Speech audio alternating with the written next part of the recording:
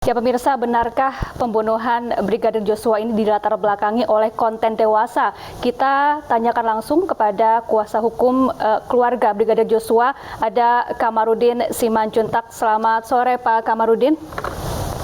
Selamat sore pemirsa semuanya. Tuhan memberkati.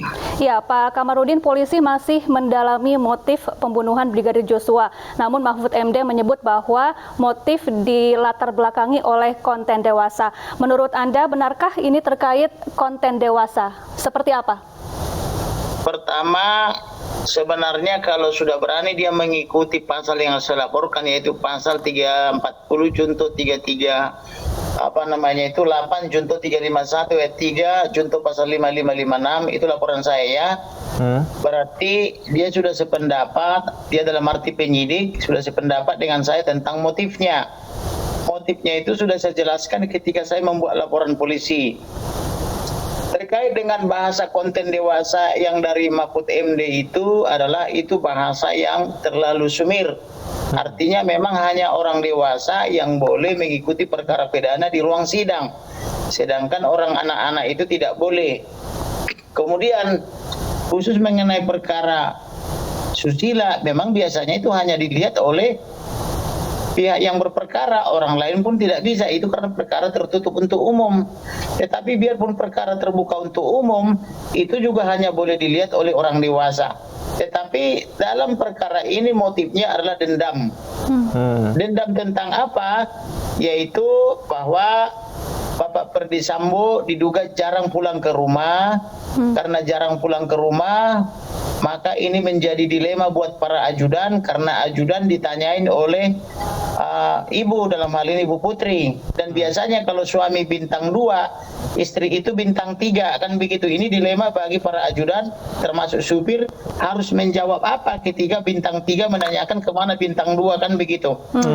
Dikasih tahu salah, tidak dikasih tahu pun salah. Nah, untuk Joshua ini, dia ini sudah dianggap sebagai anak di rumah itu, anak dari Pak Ferdy Sambo dan Ibu Putri, sehingga dia sebagai ajudan sekaligus yang merasa anak, karena pernah dia diminta sebagai anak kepada ibunya di Muara Jambi sana, di Sungai Bahar. Maka diduga dia memberitahu bahwa si bapak pergi dengan wanita-wanita yang cantik itu, yang sudah diketahui oleh publik itu ya. Maka atas informasi ini, maka diduga terjadi pertengkaran rumah tangga, yaitu antara si bapak dan ibu menjadi sering bertengkar. Kemudian terjadilah pengancaman bahwa dia akan dibunuh, akan dihabisi oleh skuad lama, diduga atas perintah si bapak. Itu sebabnya dia pada tanggal 21 Juni 2022 dia menangis-nangis, mencurahkan isi hatinya kepada sang kekasih dengan mengatakan, carilah pria lain, saya tidak mungkin lagi bisa menikahimu karena saya akan dibunuh. Kemudian bila ada kesalahan saya, maafkanlah saya, siapa barangkali saya tidak bisa lagi bertemu dengan, atau tidak sempat lagi bertemu dengan kamu. Kemudian pengancaman itu terulang lagi hingga tanggal 7 Juli di Magelang. Di Magelang itu juga terjadi juga tangis-menangis, yaitu si ibu menangis karena bertengkar dengan si bapak, dan si bapak diduga pulang duluan, dia perginya sama-sama, pulangnya duluan. Nah, pulang duluan ini diduga untuk mempersiapkan untuk pembunuhan terencana. Nah, kemudian setelah pulang mereka di tanggal 8 dan ada juga pengancaman di tanggal 7, pengancaman terakhir, maka berapa jam kemudian dia sudah berakhir, sudah dibunuh.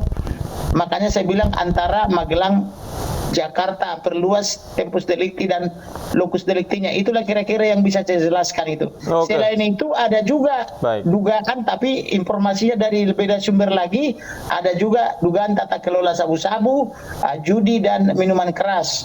Terima kasih. Baik, Pak Kamarudin, tadi Anda katakan bahwa Brigadir Joshua ini sudah dianggap seperti anak sendiri oleh keluarga. Artinya Brigadir Joshua memegang banyak rahasia dan informasi-informasi khususnya terkait dengan pekerjaan ataupun di luar pekerjaan dari Irjen Ferdy Sambo. Betul, karena Joshua ini kan dia dua peran di sana, peran sebagai ajudan dan peran sebagai anak angkat.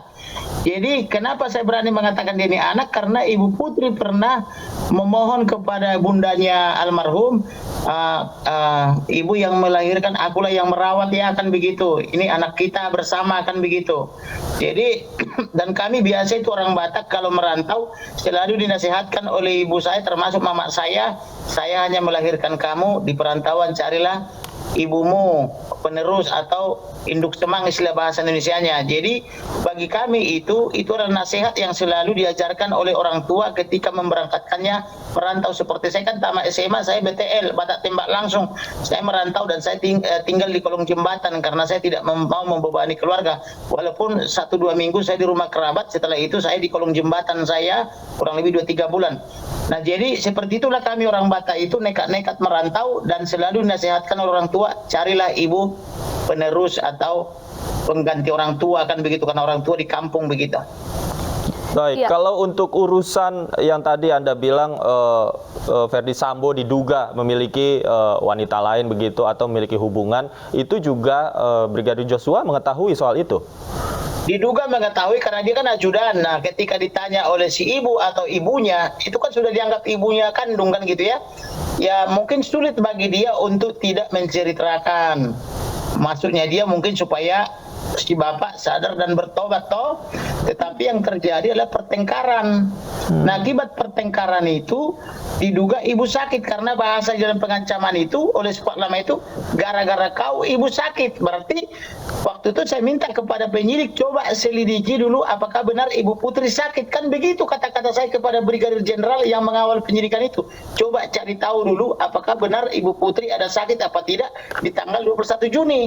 Karena kata-kata pengancaman itu gara-gara kau ibu sakit. Berarti saya menerjemahkan Ibu Putri sakit dan diduga gara-gara informasi dari almarhum ini, kan begitu. Oleh karena itu penyidik harusnya sudah memintai keterangan Ibu Putri, tapi kan sampai sekarang Ibu Putri masih larut dengan skenario yang dirancang oleh staf ahli Kapolri itu. Dia mungkin tidak mengetahui bahwa penulis skenario itu sudah mengundurkan diri atau sudah teman-temannya sudah ditangkapi, kan begitu. Tapi ibu itu terus larut memerankan skenario itu, kan begitu.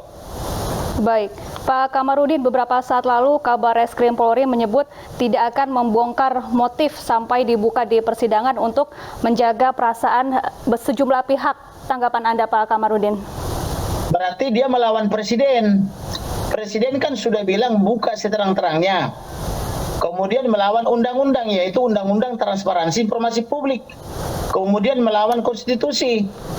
Nah, jadi artinya ya tinggal mereka kalau melakukan pembengkangan, ya saya sebagai jadi Kapolri ya tentunya saya tahu tugas dan tanggung jawab saya selaku Bapak Negara. Yang jelas ini kan mempermainkan perasaan 270 juta penduduk Indonesia dan menyita perhatian mak-mak sehingga mak-mak tidak lagi fokus mengurus anak tapi fokus menonton drama. Setiap hari menonton 3-4 jam. Termasuk tadi juga saya ketika sebelum diwawancara ini saya ketemu mak-mak tadi, mereka itu ada mbak-mbak yang berkerudung, begitu bangganya ketemu saya, dia cerita bahwa mereka setiap hari menonton sinetron dan terus. Itu kan berarti kan menyiksa perasaan warga negara Indonesia, kan begitu. Baik Pak Kamarudin, terima kasih atas waktu dan informasinya sudah berbagi bersama kami di iNews Sore. Terima kasih, selamat sore.